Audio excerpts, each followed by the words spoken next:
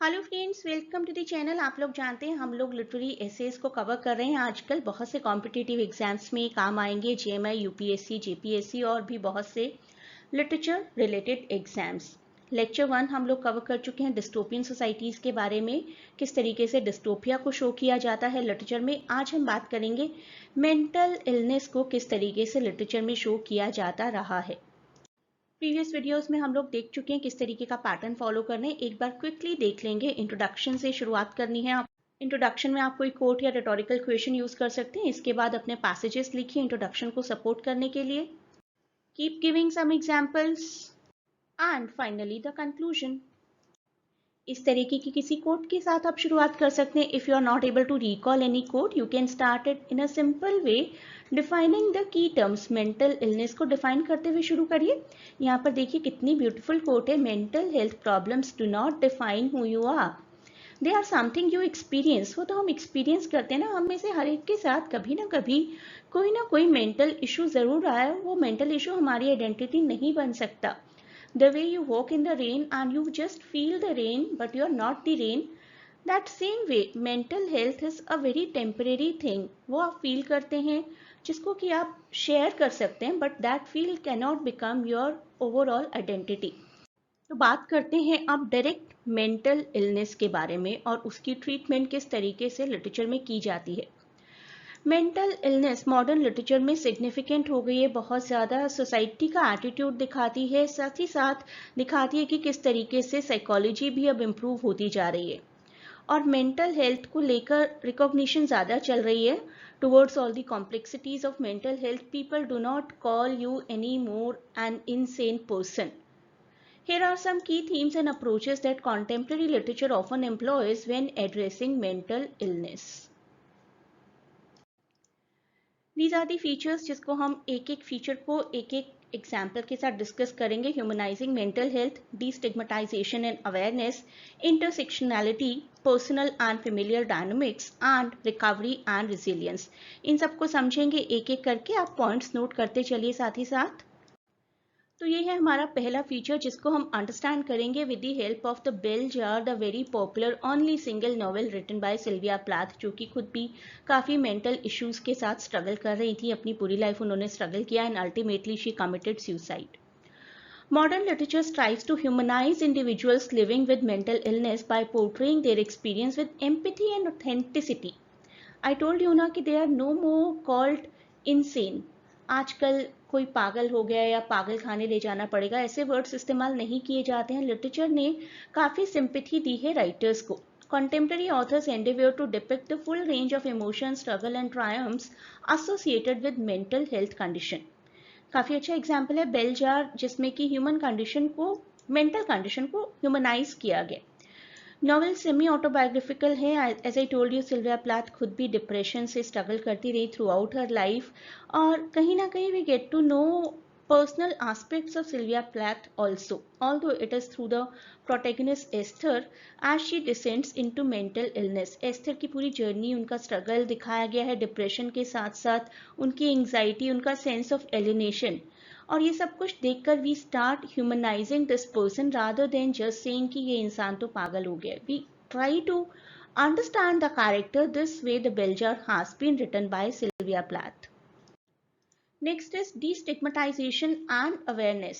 बहुत सारे contemporary writers हैं जो कि चैलेंज करते हैं कि हम क्यों स्टिग्मा, शॉक, ये सब कुछ एसोसिएट करते हैं मेंटल डिसीजेस के साथ. राइट, कैरेक्टर्स को ऐसे दिखाया गया है जो कि रियलिस्टिक हैं और नॉन जजमेंटल मैनर में दिखाया गया by portraying mental health issues as common and relatable experience. अगर आप इस कैरेक्टर को देखेंगे, कैचर इन द रे का मैंने एग्जाम्पल लिया है यहाँ पर. होल्डन कॉफील्ड नाम का एक टीनेजर है. आई थिंक बहुत से टीनेजर्स अपने साथ एसोसिएट करेंगे इस कैरेक्टर को और बहुत बार ऐसा होता है कि we are thinking in the same way जो होल्डन कॉफील्ड सोचते थे. शायद हम में से कई लोग उस तरीके से सोचते हैं लेकिन एक्सप्रेस नहीं कर पाते हैं लोग क्या कहेंगे ये सोचकर. तो होल्डन कॉफील्ड का जो कैरेक्टर दिखाया गया है, उनको एक अलग ही तरीके का डिप्रेशन है. He is depressed with modernity that is approaching the upcoming generations. तो होल्डन जो कि खुद एक टीनेजर है, उन्हें ऐसा लगता है कि सोसाइटी से कल्चरल वैल्यूज जा रही हैं और सोसाइटी अपनी लैंग्वेज फॉर्म में स्पेसिफिकली बहुत डिग्रेड हो रही है. अब्यूजिव लैंग्वेज यूज़ करना सीख रहे हैं बच्चे, तो फ्यूचर जनरेशन का क्या होगा? अपने आप को अपनी ही जनरेशन के साथ एडजस्ट नहीं कर पाते। ये है होल्डन कॉफील्ड की एक टेंशन।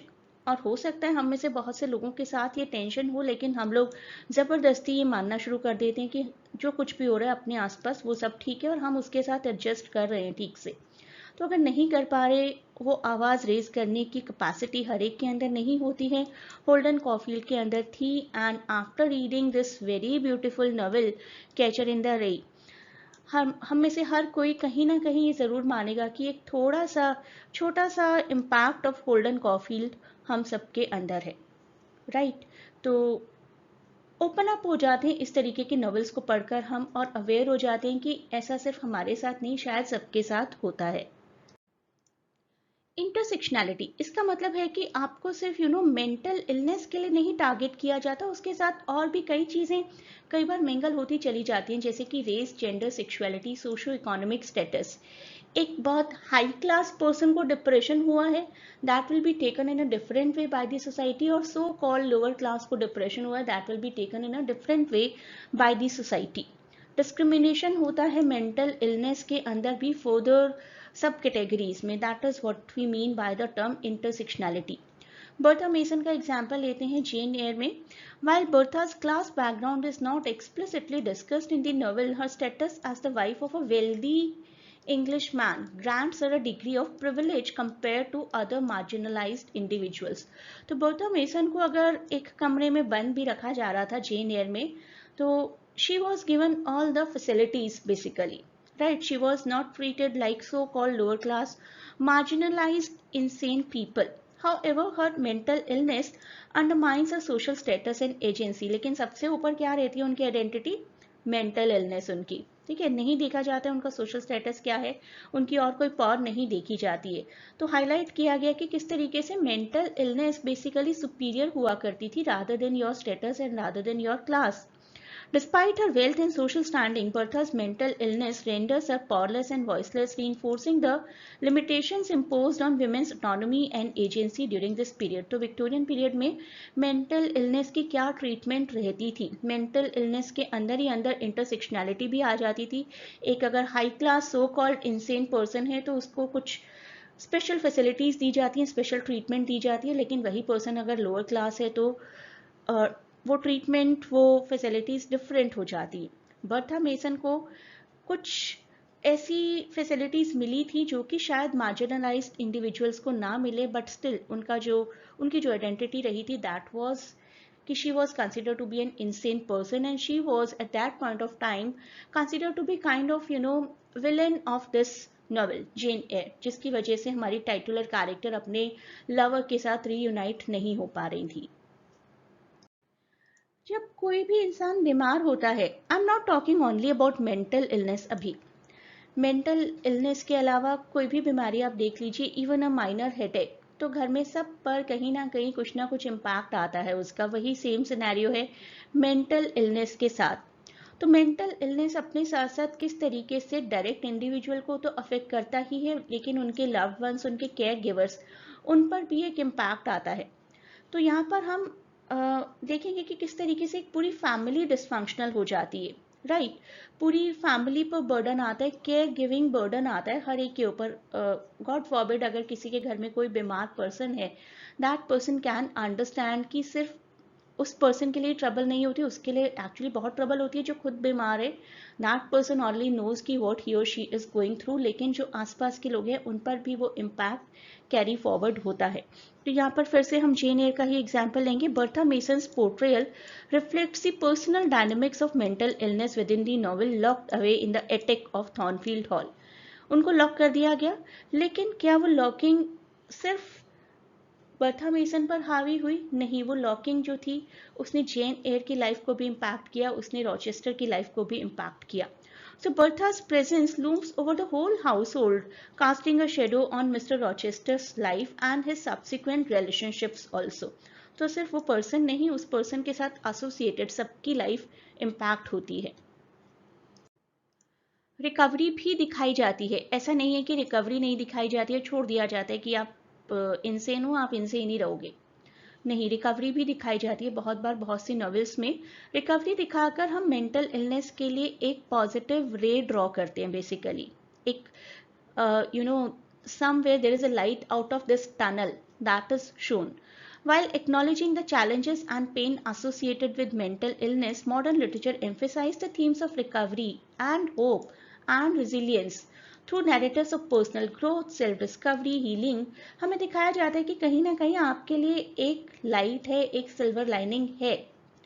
ऐसा नहीं है कि आप हमेशा इसके साथ स्ट्रगल करते रहेंगे। और कैचर इन द रे अगेन अ गुड एग्जाम्पल, जहाँ पर दिखाया गया कि किस तरीके से हॉल्डन अपने सो कॉल्ड मेंटल इलनेस से छुटकारा पा लेते हैं, and in the end he is shown कि next year he will go to another school and he try to live a so called normal life. तो हेल्थ चैलेंजेस, मेंटल चैलेंजेस से भी recovery हो सकती है लोगों की। That ray has been shown in the form of this character Holden.